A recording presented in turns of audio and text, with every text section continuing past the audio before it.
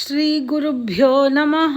ಹರಿಃ ಓಂ. ರಾಮಾನುಜದಯಾ ಪಾತ್ರಂ ಜ್ಞಾನ ವೈರಾಗ್ಯ ಭೂಷಣಂ ಶ್ರೀಮದ್ ವೆಂಕಟನಾಥಾರ್ಯಂ ವಂದೇ ವೇದಾಂತ ದೇಶಿಕಂ. ರಾಮಾಯ ರಾಮಭದ್ರಾಯ ರಾಮಚಂದ್ರಾಯ ವೇಧಸೆ ರಘುನಾಥಾಯ ನಾಥಾಯ ಸೀತಾಯ ಪತಯೇ ನಮಃ. ಮಾಮೀಸ್ ಸ್ಟೋರೀಸ್ಗೆ ನಿಮಗೆಲ್ಲ ಸ್ವಾಗತ ಮಕ್ಕಳೇ. ನಾನು ನಿಮ್ಮ ಪ್ರಿಯಾ ಮಾಮಿ.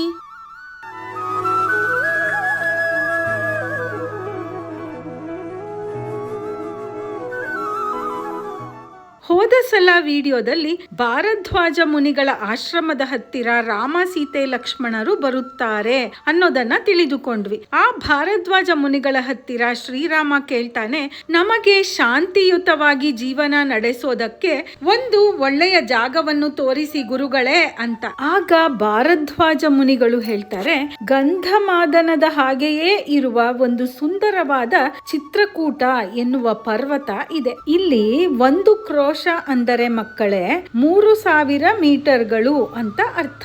10 ಕ್ರೋಶ ಅಂದ್ರೆ 3000 ಮೀಟರ್ಗಳು ಇಂಟು 10 ಅಂದ್ರೆ 30,000 ಮೀಟರ್ಗಳು ಅಂತ. ಭಾರದ್ವಾಜ ಮುನಿಗಳು ಹೇಳ್ತಾರೆ, ಇಲ್ಲಿಂದ 10 ಕ್ರೋಶ ದೂರದಲ್ಲಿ ಗಂಧಮಾದನದ ಹಾಗೆಯೇ ಇರುವ ಒಂದು ಸುಂದರವಾದ ಪರ್ವತ ಇದೆ. ಅದರ ಹೆಸರು ಚಿತ್ರಕೂಟ ಅಂತ. ಅಲ್ಲಿ ಎಲ್ಲಿ ನೋಡಿದರೂ ಸರಸ್ಸುಗಳು ಅಂದರೆ ಲೇಕ್ಸ್ ಅಂತ, ಜಲಪಾತಗಳು ಅಂದ್ರೆ ವಾಟರ್ ಫಾಲ್ಸ್, ಫಲಭರಿತ ಮರಗಳು ಅಂದ್ರೆ ಫ್ರೂಟ್ಫುಲ್ ಟ್ರೀಸ್ ಅಂತ, ಜೇನು ಅಂದ್ರೆ ಹನಿ ಎಲ್ಲವೂ ಇದೆ. ಅಲ್ಲಿ ವಾನರರು ಅಂದ್ರೆ ಕೋತಿಗಳು, ತಾಪಸರು ಅಂದ್ರೆ ತಪಸ್ಸು ಮಾಡುವವರು ತುಂಬಾ ಇದ್ದಾರೆ. ಆನೆಗಳು, ಜಿಂಕೆಗಳು ಹೆಚ್ಚಾಗಿ ಇವೆ. ಗುಹೆಗಳು ಕೂಡ ಜಾಸ್ತಿ ಇವೆ. ಕೋಗಿಲೆ, ಕಾಜಾಣಗಳಂತಹ ಪಕ್ಷಿಗಳು ಕೂಡ ಹೆಚ್ಚಾಗಿವೆ. ಕೋಗಿಲೆ ಅಂದ್ರೆ ಕುಕ್ಕು ಬರ್ಡ್, ಕಾಜಾಣ ಅಂದ್ರೆ ಬ್ಲ್ಯಾಕ್ ಡ್ರಾಂಗೋ ಅಂತ. ಅಲ್ಲಿ ಮನಸ್ಸಿಗೆ ತುಂಬಾ ನೆಮ್ಮದಿ ಇರುತ್ತದೆ. ನೀವು ಇರೋದಕ್ಕೆ ಸರಿಯಾದ ಜಾಗ ಅದೇ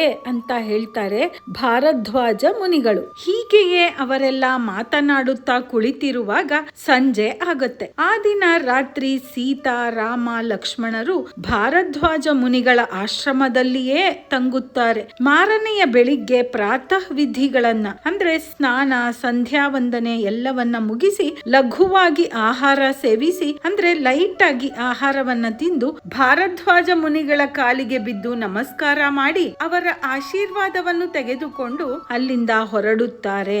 ಭಾರದ್ವಾಜ ಮುನಿಗಳು ಕೂಡ ಅವರ ಜೊತೆಯೇ ನಡೆದು ಬರುತ್ತಾರೆ. ಅವರಿಗೆ ದಾರಿ ತೋರಿಸಲು ಸ್ವಲ್ಪ ದೂರದವರೆಗೆ ಅವರ ಜೊತೆ ನಡೆದು ಅವರಿಗೆ ಯಾವ ಕಡೆ ಹೋಗಬೇಕು ಅಂತ ದಾರಿಯನ್ನು ತೋರಿಸಿ ಆಶ್ರಮಕ್ಕೆ ವಾಪಸ್ಸಾಗುತ್ತಾರೆ ಭಾರದ್ವಾಜ ಮುನಿಗಳು. ಚಿತ್ರಕೂಟಕ್ಕೆ ಹೋಗಬೇಕು ಅಂದರೆ ಯಮುನಾ ನದಿಯನ್ನು ದಾಟಬೇಕು. ಆ ಯಮುನೆ ತುಂಬಾ ರಭಸವಾಗಿ ಅಂದ್ರೆ ಫೋರ್ಸ್ ಆಗಿ ಹರಿತಾ ಇದ್ದಾಳೆ. ಆ ಯಮುನಾ ನದಿಯನ್ನು ಕಾಲು ನಡಿಗೆಯಲ್ಲಿ ದಾಟುವುದು ಸಾಧ್ಯವಿಲ್ಲ.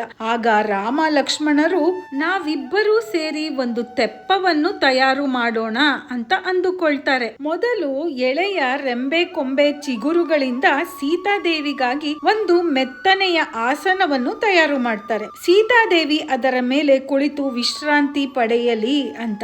ಈಗ ರಾಮ, ಲಕ್ಷ್ಮಣರು ಕಟ್ಟಿಗೆ, ಒಣಗಿದ ಬಿದಿರು ಮತ್ತೆ ಲಾವಂಚದ ಬಳ್ಳಿಗಳನ್ನೆಲ್ಲ ತಂದು ರಾಶಿ ರಾಶಿ ಹಾಕುತ್ತಾರೆ. ಅವುಗಳಿಂದ ತೆಪ್ಪವನ್ನು ತಯಾರು ಮಾಡ್ತಾರೆ. ಈಗ ಸೀತೆಯನ್ನ ಕೈ ಹಿಡಿದು ಕರೆದುಕೊಂಡು ಬಂದು ತೆಪ್ಪದಲ್ಲಿ ಕುಳ್ಳಿರಿಸುತ್ತಾನೆ. ಅವಳ ಉಡುಪುಗಳು, ಆಭರಣ ಎಲ್ಲವನ್ನು ತಂದು ತೆಪ್ಪದಲ್ಲಿ ಇಡುತ್ತಾನೆ ರಾಮ.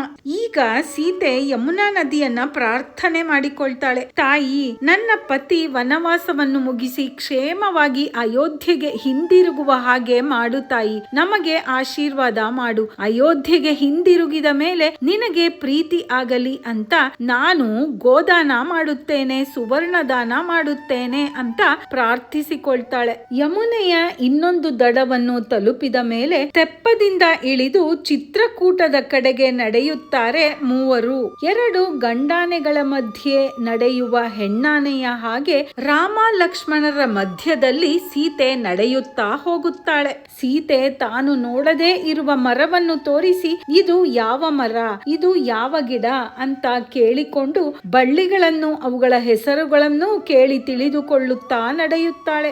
ಒಂದೊಂದು ಸಲ ರುಚಿಯಾದ ಹಣ್ಣನ್ನು ಹೂವುಗಳನ್ನು ನೋಡಿ ಅದು ಬೇಕು ಅಂತ ಆಸೆ ಪಟ್ಟಾಗ ಅಣ್ಣ ತಮ್ಮಂದಿರಲ್ಲಿ ಒಬ್ಬರು ಹೋಗಿ ಕಿತ್ತು ತಂದು ಅವಳಿಗೆ ಕೊಡುತ್ತಾರೆ. ಅವಳಿಗೆ ತುಂಬಾ ಸಂತೋಷವಾಗತ್ತೆ. ಆಗ ಅರಮನೆಯಲ್ಲಿ ಬೆಳೆದ ರಾಜಕುಮಾರಿ ಸೀತೆ. ರಾಮನ ಹೆಂಡತಿ ಆದ ಮೇಲೂ ಅರಮನೆಯಲ್ಲಿದ್ದ ರಾಜಕುಮಾರಿ ಅವಳು. ಈಗ ಈ ಚಿಕ್ಕ ಚಿಕ್ಕ ವಿಷಯಗಳಿಗೆ ಎಷ್ಟೊಂದು ಸಂತೋಷ ಪಡುತ್ತಿದ್ದಾಳೆ ಅವಳು. ನಮ್ಮ ಹತ್ತಿರ ಇಲ್ಲದೆ ಇರುವ ವಸ್ತುಗಳಿಗಾಗಿ ದುಃಖ ಪಡುತ್ತಾ ಕೊರಗುತ್ತಾ ಇರಬಾರದು. ನಮ್ಮ ಹತ್ತಿರ ಏನು ಇದೆಯೋ ಅದರಲ್ಲೇ ಸಂತೋಷ ಕಂಡುಕೊಳ್ಳಬೇಕು ಅನ್ನುವ ದೊಡ್ಡ ಪಾಠವನ್ನು ಸೀತೆ ನಮಗೆ ಹೇಳಿಕೊಡುತ್ತಿದ್ದಾಳೆ. ಸೀತೆಗೆ ಚಿಕ್ಕ ವಯಸ್ಸಿನಿಂದಲೂ ಈ ಪ್ರಕೃತಿ ಸೌಂದರ್ಯ, ಗಿಡ ಮರ ಬೆಟ್ಟ ಗುಡ್ಡಗಳು ಅಂದರೆ ತುಂಬಾ ಪ್ರೀತಿ. ಆಟ ಆಡುವ ಚಿಕ್ಕ ವಯಸ್ಸಿನಲ್ಲಿಯೇ ಈ ಪ್ರಕೃತಿಯ ಬಗ್ಗೆ ತುಂಬಾ ಕಾಳಜಿ ಇತ್ತು ಅವಳಲ್ಲಿ. ಆಟ ಆಡಿಕೊಂಡೇ ತನ್ನ ತಂಗಿಯರಿಗೆ ಒಳ್ಳೊಳ್ಳೆಯ ಪಾಠಗಳನ್ನು ಹೇಳಿಕೊಡ್ತಾ ಇದ್ಲು ಸೀತೆ. ಅಂತಹ ಒಂದು ಕಥೆಯನ್ನು ಈಗ ತಿಳಿದುಕೊಳ್ಳೋಣ ಮಕ್ಕಳೇ. ಸೀತೆ, ಊರ್ಮಿಳಾ, ಮಾಂಡವಿ ಮತ್ತು ಶ್ರುತಕೀರ್ತಿ ಚಿಕ್ಕ ಚಿಕ್ಕ ಮಕ್ಕಳು. ಆಗ ಪ್ರತಿದಿನ ಒಟ್ಟಿಗೆ ಆಟ ಆಡ್ತಾ ಇರ್ತಾರೆ. ಒಬ್ಬರನ್ನು ಬಿಟ್ಟು ಒಬ್ಬರು ಇರೋದಿಲ್ಲ ಅನ್ನುವಷ್ಟು ಒಗ್ಗಟ್ಟು ಅವರಲ್ಲಿ. ಹೀಗೆಯೇ ಒಂದು ಸಲ ಮಕ್ಕಳು ಹೂದೋಟದಲ್ಲಿ ಆಟವಾಡುತ್ತಾ ಇರುವಾಗ ಓಡಾಡಿ ಚೆನ್ನಾಗಿ ಆಟವಾಡಿ ಸಾಕಾಗುತ್ತೆ ಮಕ್ಕಳಿಗೆ, ಸುಸ್ತಾಗಿರುತ್ತೆ. ಈಗ ಬೇರೆ ಏನಾದ್ರೂ ಆಟ ಆಡೋಣವೇ, ಓಡಿ ಓಡಿ ಸಾಕಾಗಿದೆ ಅನ್ನುತ್ತಾರೆ ಮಕ್ಕಳೆಲ್ಲ. ಆಗ ಸೀತೆ, ಹೌದು ಈಗ ಆಟ ಸಾಕು, ಈ ಭೂಮಿ ತಾಯಿಯನ್ನು ತುಳಿದುಕೊಂಡೇ ಓಡಾಡುತ್ತೇವಲ್ಲ, ಪ್ರತಿದಿನ ಆಟ ಆಡುತ್ತೇವೆ, ಕುಣಿಯುತ್ತೇವೆ, ಎಷ್ಟೊಂದು ಕಷ್ಟ ಈ ಭೂಮಿ ತಾಯಿಗೆ. ಇವತ್ತು ನಾವು ಈ ಭೂಮಿ ತಾಯಿಯನ್ನ ಹೂವುಗಳಿಂದ ಅಲಂಕಾರ ಮಾಡೋಣವೇ?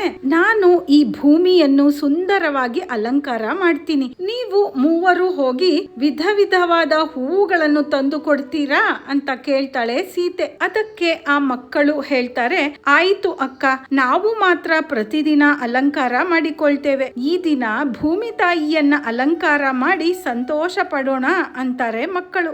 ಎಲ್ಲ ಮಕ್ಕಳು ಬಣ್ಣ ಬಣ್ಣದ ಹೂವುಗಳನ್ನೆಲ್ಲ ಸ್ವಲ್ಪ ಸ್ವಲ್ಪವೇ ತಂದು ಸೀತೆಯ ಹತ್ತಿರ ಗುಡ್ಡೆ ಹಾಕುತ್ತಾರೆ. ಸೀತೆ ಸುಂದರವಾಗಿ ಹೂವುಗಳಿಂದ ಭೂಮಿ ತಾಯಿಗೆ ಅಲಂಕಾರ ಮಾಡ್ತಾಳೆ. ಮಾಂಡವಿ ಈ ಸಲ ಹೂವು ಕಿತ್ತು ತರೋದಿಲ್ಲ, ಬೇರು ಸಮೇತ ಒಂದು ಗಿಡವನ್ನೇ ಕಿತ್ತು ತಂದಿರ್ತಾಳೆ. ಆ ಗಿಡದಲ್ಲಿ ಹೆಚ್ಚು ಹೂವುಗಳು ಇತ್ತು ಅಕ್ಕ, ಅದಕ್ಕೆ ಗಿಡವನ್ನೇ ತಂದು ಬಿಟ್ಟೆ ಅಂತಾಳೆ. ಆಗ ಸೀತೆ ಹೇಳ್ತಾಳೆ, ಹೂವನ್ನು ಮಾತ್ರ ಬಿಡಿಸು ಅಂದ್ರೆ ನೀನು ಗಿಡವನ್ನೇ ಕಿತ್ತು ತಂದಿದ್ದೀಯಲ್ಲ, ಏಕೆ ಹೀಗೆ ಮಾಡಿದೆ ಅನ್ನುತ್ತಾಳೆ. ನನ್ನದು ತಪ್ಪಾಯಿತು, ಕ್ಷಮಿಸು ಅಕ್ಕ ಅನ್ನುತ್ತಾಳೆ ಮಾಂಡವಿ. ಅದಕ್ಕೆ ಸೀತೆ, ನಾವು ಭೂಮಿ ತಾಯಿಯನ್ನು ಅಲಂಕಾರ ಮಾಡಿ ಭೂತಾಯಿಯನ್ನು ಸಂತೋಷ ಪಡಿಸೋಣ ಅಂದುಕೊಂಡೆ, ಆದರೆ ಗಿಡಗಳನ್ನೇ ಕಿತ್ತು ಬಿಟ್ಟರೆ ಭೂತಾಯಿಗೆ ಸಂತೋಷ ಆಗುವುದಿಲ್ಲ, ತುಂಬಾ ದುಃಖವಾಗುತ್ತದೆ ಭೂತಾಯಿಗೆ ಅನ್ನುತ್ತಾಳೆ ಸೀತೆ. ಹೌದು, ಗಿಡ ಮರಗಳೇ ಈ ಭೂದೇವಿಯ ನಿಜವಾದ ಸಿಂಗಾರ ಅಲ್ಲವೇ ಅಕ್ಕ ಅನ್ನುತ್ತಾಳೆ ಶ್ರುತಕೀರ್ತಿ. ಹೌದು, ನಾವು ಅವುಗಳನ್ನು ನಾಶ ಮಾಡಬಾರದು ಅಂತಾಳೆ ಸೀತೆ. ಈಗ ನಾಶ ಮಾಡಿರುವುದಕ್ಕೆ ನಾವು ಏನು ಮಾಡಬೇಕು ಅನ್ನುತ್ತಾಳೆ ಊರ್ಮಿಳಾ. ಅದಕ್ಕೆ ಸೀತೆ ಹೇಳ್ತಾಳೆ, ನಾವು ಒಂದು ಗಿಡವನ್ನ ನಾಶ ಮಾಡಿದರೆ ಅದರ ಬದಲಾಗಿ 10 ಗಿಡಗಳನ್ನು ನೆಟ್ಟು ಕಾಪಾಡಬೇಕು, ಆಗಲೇ ಭೂದೇವಿಗೆ ವನದೇವಿಗೆ ಸಂತೋಷವಾಗುತ್ತೆ ಅನ್ನುತ್ತಾಳೆ ಸೀತೆ. ನೋಡಿ ಮಕ್ಕಳೇ, ಸೀತೆ ಎಂತಹ ಪರಿಸರ ಪ್ರೇಮಿ ಅಂತ ನಮಗೆ ಇದರಿಂದ ತಿಳಿಯತ್ತೆ. ಪರಿಸರ ಪ್ರೇಮಿ ಅಂದ್ರೆ ಎನ್ವೈರನ್ಮೆಂಟ್ ಲವರ್ ಅಂತ. ಪ್ರಕೃತಿಯನ್ನ ನಾವು ಚೆನ್ನಾಗಿ ನೋಡಿಕೊಂಡ್ರೆ ಆ ಪ್ರಕೃತಿಯಿಂದ ನಾವು ಚೆನ್ನಾಗಿ ಬದುಕಬಹುದು ಅಂತ ಚಿಕ್ಕ ವಯಸ್ಸಿನಲ್ಲಿಯೇ ತಿಳಿದುಕೊಂಡಿದ್ಲು ಸೀತೆ. ಸರಿ, ಈಗ ಮಕ್ಕಳೆಲ್ಲ ಸೇರಿ ಗಿಡಗಳನ್ನ ನೆಡುತ್ತಾ ಇರ್ತಾರೆ. ಆಗ ಸೀತಾ ಮತ್ತು ಊರ್ಮಿಳೆಯ ತಾಯಿ ಸುನೈನಾ ಮತ್ತು ಮಾಂಡವಿ ಮತ್ತು ಶ್ರುತಕೀರ್ತಿಯರ ತಾಯಿ ಚಂದ್ರಭಾಗ ಅಲ್ಲಿಗೆ ಬರ್ತಾರೆ. ಸುನೈನಾ ಕೇಳ್ತಾಳೆ, ಮಣ್ಣಿನಲ್ಲಿ ಕೈ ಮೈ ಬಟ್ಟೆ ಎಲ್ಲ ಮಣ್ಣು ಮಾಡಿಕೊಂಡು ಏನು ಮಾಡ್ತಾ ಇದ್ದೀರಾ ಇಲ್ಲಿ ಅಂತ. ಅದಕ್ಕೆ ಮಕ್ಕಳು ಹೇಳ್ತಾರೆ, ಮಾಂಡವಿ ಒಂದು ಗಿಡವನ್ನೇ ಕಿತ್ತು ಬಿಟ್ಟಳು, ಅದರ ತಪ್ಪಿಗೆ 10 ಗಿಡಗಳನ್ನ ನೆಡುತ್ತಾ ಇದ್ದೇವೆ ಅನ್ನುತ್ತಾರೆ ಮಕ್ಕಳು. 10 ಅಲ್ಲದಿದ್ದರೆ 100 ಗಿಡಗಳನ್ನು ನೆಡಿ, ಯಾರು ಬೇಡ ಅಂದರು ನಿಮಗೆ? ಕೆಲಸದವರ ಹತ್ತಿರ ಈ ಕೆಲಸಗಳನ್ನೆಲ್ಲ ಮಾಡಿ ಮಾಡಿಸುವುದು ಬಿಟ್ಟು ಹೀಗೆ ನೀವುಗಳು ಮೈ ಕೈ ಬಟ್ಟೆ ಎಲ್ಲವನ್ನು ಕೊಳೆ ಮಾಡಿಕೊಳ್ಳುತ್ತಾ ಇದ್ದೀರಲ್ಲ ಅನ್ನುತ್ತಾಳೆ ಚಂದ್ರಭಾಗ. ಆಗ ಪುಟ್ಟ ಹುಡುಗಿ ಸೀತೆ ಎಷ್ಟು ಒಳ್ಳೆಯ ಮಾತನ್ನ ಹೇಳ್ತಾಳೆ ನೋಡಿ ಮಕ್ಕಳೇ. ಅವಳು ಹೇಳ್ತಾಳೆ, ಚಿಕ್ಕಮ್ಮ, ನಮಗೇನು ಸೇವಕರು ಆಳು ಕಾಳುಗಳು ಎಲ್ಲ ಇದ್ದಾರೆ, ನಾವು ಅವರಿಗೆ ಹೇಳಿ ಸುಲಭವಾಗಿ ಗಿಡ ನಡೆಸಬಹುದು.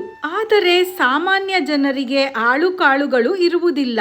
ಅವರುಗಳು ಗಿಡವೊಂದನ್ನು ಹಾಳು ಮಾಡಿ ನಮಗೆ ಸೇವಕರು ಇಲ್ಲ, ಅದಕ್ಕೆ ನಾವು ಗಿಡ ನೆಡಲಿಲ್ಲ ಅನ್ನುವುದು ಬೇಡ. ಯಾರೇ ಆಗಲಿ ಒಂದು ಗಿಡವನ್ನು ಹಾಳು ಮಾಡಿದರೆ ಮತ್ತೊಂದು ಗಿಡವನ್ನು ನೆಡಲೇಬೇಕು. ಆದರೆ ರಾಜಕುಮಾರಿಯರಾದ ನಾವೇ ಗಿಡಗಳನ್ನು ನೆಟ್ಟರೆ ಆಗ ಪ್ರಜೆಗಳು ಕೂಡ ನಮ್ಮನ್ನು ಅನುಕರಿಸಿ ಅಂದ್ರೆ ಫಾಲೋ ಮಾಡಿ ಒಂದು ಗಿಡ ನಾಶ ಮಾಡಿದರೆ ಇನ್ನೊಂದು ಗಿಡವನ್ನು ಅವರೇ ನೆಡುತ್ತಾರೆ. ಅದಕ್ಕೆ ಅವರಮ್ಮ ಸುನೈನಾ ಹೇಳ್ತಾಳೆ, ಭಲೆ ಸೀತೆ ಭಲೆ, ನಿನ್ನ ವಿಚಾರ ಬುದ್ಧಿವಂತಿಕೆ ತುಂಬಾ ಅದ್ಭುತ. ಯಥಾ ರಾಜ ತಥಾ ಪ್ರಜಾ ಎನ್ನುವ ಹಾಗೆ ನಿನ್ನ ಗುಣವೆಲ್ಲ ನಿಮ್ಮ ತಂದೆಯವರ ಹಾಗೆಯೇ ಇದೆ. ನಾವು ಮಾಡಿದ ಹಾಗೆಯೇ ಸಾಮಾನ್ಯ ಜನರು ಕೂಡ ನಡೆದುಕೊಳ್ಳುತ್ತಾರೆ ಅನ್ನುವುದು ನಿಜ. ನಿಮ್ಮ ತಂದೆಯಾದ ಪ್ರಭು ಜನಕರು ಕೂಡ ಸ್ವತಃ ತಾವೇ ಒಳ್ಳೆಯ ಕೆಲಸಗಳನ್ನು ಮಾಡಿ ಪ್ರಜೆಗಳು ಅಂದ್ರೆ ರಾಜ್ಯದ ಜನರು ಕೂಡ ಹಾಗೆಯೇ ಮಾಡುವಂತೆ ನೋಡಿಕೊಳ್ಳುತ್ತಾರೆ. ನೀನು ಕೂಡ ಒಳ್ಳೆಯ ಕೆಲಸ ಮಾಡಿ ಒಳ್ಳೆಯ ಮಾರ್ಗದರ್ಶನವನ್ನೇ ಕೊಡುತ್ತಾ ಇರುವೆ ಅಂತ ಹೇಳುತ್ತಾಳೆ ಸುನೈನಾ. ಅಂದರೆ ಮಕ್ಕಳೇ, you are also doing a great job and being a very good role model ಅಂತ. ಆಗ ಚಂದ್ರಭಾಗ ಹೇಳ್ತಾಳೆ, ಹೌದು ನಿಜ, ಈ ವಿಚಾರ ನನಗೆ ಹೊಳೆದೇ ಇರಲಿಲ್ಲ. ಬೇರೆಯವರನ್ನು ತಿದ್ದುವ ಮೊದಲು ನಾವೇ ಸರಿಯಾದ ಕೆಲಸವನ್ನು ಮಾಡಿ ಬೇರೆಯವರಿಗೆ ಮಾದರಿಯಾಗಬೇಕು. ಈ ಸೀತೆಯ ಕೈ ಹಿಡಿಯುವವನು ಎಂತಹ ಪುಣ್ಯವಂತ. ಇಂತಹ ಸೀತೆಯನ್ನು ಮದುವೆ ಆಗುವ ಹುಡುಗ ತುಂಬಾ ಒಳ್ಳೆಯ ಪ್ರಜಾಪಾಲಕ, ಅತ್ಯುತ್ತಮ ರಾಜ ಆಗುವುದರಲ್ಲಿ ಯಾವುದೇ ಸಂಶಯವೂ ಇಲ್ಲ ಅಂತ ಹೊಗಳ್ತಾಳೆ. ಆಗ ಸುನೈನಾ ಹೇಳ್ತಾಳೆ, ಈ ಎಲ್ಲಾ ಮಕ್ಕಳು ಸೀತೆಯನ್ನೇ ಅನುಕರಿಸಿ ಸೀತೆಯಷ್ಟೇ ಒಳ್ಳೆಯ ಮಕ್ಕಳಾಗಿದ್ದಾರೆ. ನಮ್ಮ ಎಲ್ಲಾ ಮಕ್ಕಳ ಕೈ ಹಿಡಿಯುವ ಗಂಡು ಮಕ್ಕಳು ಎಲ್ಲರೂ ನಿಜಕ್ಕೂ ಪುಣ್ಯವಂತರೇ ಸರಿ ಅನ್ನುತ್ತಾಳೆ. ಅದು ಕೂಡ ಅಕ್ಷರಶಃ ನಿಜವೇ ತಾನೇ ಮಕ್ಕಳೇ. ನೋಡಿ ಮಕ್ಕಳೇ, ಪರಿಸರವನ್ನು ಚೆನ್ನಾಗಿ ಇಟ್ಟುಕೊಳ್ಳಬೇಕು, ಗಿಡ ಮರಗಳನ್ನು ಉಳಿಸಿಕೊಳ್ಳಬೇಕು ಅಂತ ನಮಗೆ ಪಾಠ ಹೇಳಿಕೊಡುವುದರ ಜೊತೆಗೆ ನಾವು ಬಡವರು, ಮಧ್ಯಮ ವರ್ಗದವರು, ಶ್ರೀಮಂತರು ಯಾರೇ ಆಗಿರಲಿ ಕಷ್ಟಪಟ್ಟು ಕೆಲಸ ಮಾಡಿ ಬೇರೆಯವರಿಗೆ ಮಾದರಿಯಾಗಿ ಬದುಕಬೇಕು ಅಂತ ಕೂಡ ತೋರಿಸಿಕೊಟ್ಟಿದ್ದಾಳೆ ಸೀತೆ. ನಾವು ರಸಪ್ರಶ್ನೆಗೆ ಹೋಗುವುದಕ್ಕೆ ಮುಂಚೆ ಜೈ ಶ್ರೀರಾಮ್ ಅಂತ ಎಲ್ಲರೂ ಕಮೆಂಟ್ ಮಾಡಿ ಕೇಳುಗರೆ. ನಿಮಗೆ ಈ ವಿಡಿಯೋ ಇಷ್ಟವಾಗಿದ್ರೆ ಲೈಕ್ ಮಾಡಿ, ಶೇರ್ ಮಾಡಿ ಹಾಗೂ ನಿಮ್ಮ ಅಭಿಪ್ರಾಯವನ್ನು ಕೂಡ ತಿಳಿಸಿ. ನೀವಿನ್ನ ನಮ್ಮ ಚಾನೆಲ್ ನ ಸಬ್ಸ್ಕ್ರೈಬ್ ಮಾಡ್ಕೊಂಡಿಲ್ಲ ಅಂದ್ರೆ ಸಬ್ಸ್ಕ್ರೈಬ್ ಮಾಡ್ಕೊಂಡು ಬೆಲ್ ಬಟನ್ ಕೂಡ ಒತ್ತಿ. ಆಗ ನಮ್ಮ ಕಥೆಯ ನೋಟಿಫಿಕೇಶನ್ ನಿಮಗೆ ಬರುತ್ತೆ. ಆಗ ನಮ್ಮ ಯಾವುದೇ ವಿಡಿಯೋಗಳು ನಿಮಗೆ ಮಿಸ್ ಆಗೋದೇ ಇಲ್ಲ. ಬನ್ನಿ ಮಕ್ಕಳೇ, ಹಾಗಾದ್ರೆ ನಾವು ರಸಪ್ರಶ್ನೆಯನ್ನು ನೋಡೋಣ. ನೀವೆಲ್ಲ ತಯಾರಾಗಿದ್ದೀರಾ ತಾನೆ? ಪ್ರಶ್ನೆ 1, ಭಾರದ್ವಾಜ ಮುನಿಗಳು ಏನು ಹೇಳುತ್ತಾರೆ ರಾಮನಿಗೆ? ಪ್ರಶ್ನೆ 2, ಯಮುನಾ ನದಿಯನ್ನು ದಾಟುವುದಕ್ಕೆ ಮುಂಚೆ ರಾಮ ಲಕ್ಷ್ಮಣರು ಯಾವ ಯಾವ ಕೆಲಸಗಳನ್ನು ಮಾಡುತ್ತಾರೆ? ಪ್ರಶ್ನೆ 3, ಯಾವ ಚಿಕ್ಕ ಚಿಕ್ಕ ವಿಷಯಗಳಿಗೂ ಸೀತಾ ತುಂಬಾ ಸಂತೋಷ ಪಡ್ತಾಳೆ ಮತ್ತು ಅವಳ ಈ ಗುಣದಿಂದ ನಾವು ಏನನ್ನು ಕಲಿಯಬಹುದು ಮಕ್ಕಳೇ? ಪ್ರಶ್ನೆ 4, ಚಿಕ್ಕ ವಯಸ್ಸಿನಲ್ಲಿ ಸೀತೆ ಆಟ ಆಡುವಾಗ ನಮಗೆ ಹೇಳಿಕೊಟ್ಟ ಪಾಠಗಳು ಯಾವುವು ಮಕ್ಕಳೇ? ಈ ಪ್ರಶ್ನೆಗಳಿಗೆಲ್ಲ ನಿಮಗೆ ಉತ್ತರ ಗೊತ್ತೇ ಇದೆ. ಗೊತ್ತಿಲ್ಲ ಅಂದ್ರೆ ಏನ್ ಮಾಡ್ಬೇಕು? ಇನ್ನೊಂದ್ಸಲ ಕಥೆಗಳನ್ನ ಕೇಳಿಸ್ಕೊಂಡು ಉತ್ತರ ಕೊಟ್ರೆ ಆಯ್ತು. ಹಾಗಾದ್ರೆ ನಾನು ನಿಮಗೆ ಮುಂದಿನ ವಿಡಿಯೋದಲ್ಲಿ ಸಿಗ್ತೀನಿ ಮಕ್ಕಳೇ. ಜೈ ಶ್ರೀರಾಮ್ ಅಂತ ಕಮೆಂಟ್ ಮಾಡೋದನ್ನ ಮರೆಯಲೇಬೇಡಿ. ಜೈ ಶ್ರೀರಾಮ್. ಸರ್ವೇ ಜನಾಃ ಸುಖಿನೋ ಭವಂತು.